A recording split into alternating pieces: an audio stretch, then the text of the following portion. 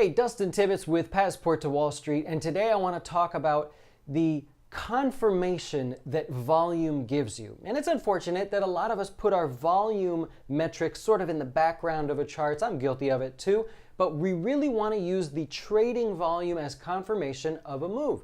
So recently we talked about telling the story as a stock tells you a story about the move that it's going to make or is currently making, and we want to use volume to confirm that. So I want to give you a few examples today and help sort of show when volume confirms a strong move or a weak move, and then when volume sort of doesn't follow along, when you should be suspect of these strong moves. Okay, so let's take a look at some of the charts here. First on the screen, we've got HCA. Sorry, this is a healthcare company. And what we're looking at is this particular move right here. We go back to the day that they reported earnings. This will be July 25th of this year. And we see this monster move, this breakout.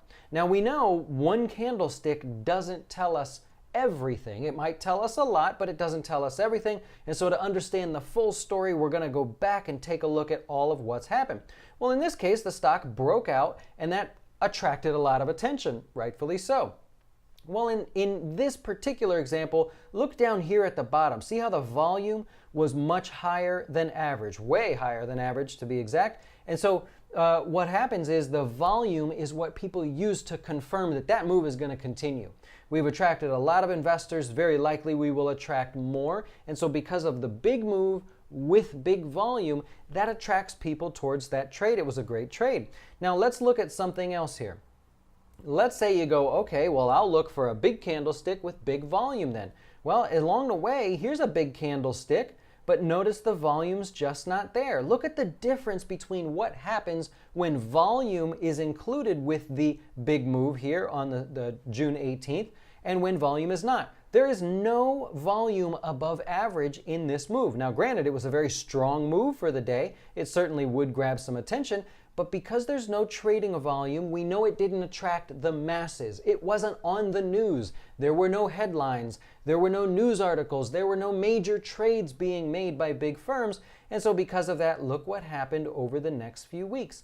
Not much of anything at all. Again, because down here, if we follow it all the way down, there's just no exciting trading volume. So I want you guys to use trading volume, especially over the summer, as your guide to trading a particular stock. Now, over the summer, volume is actually it stands out like a sore thumb because overall trading volume is low.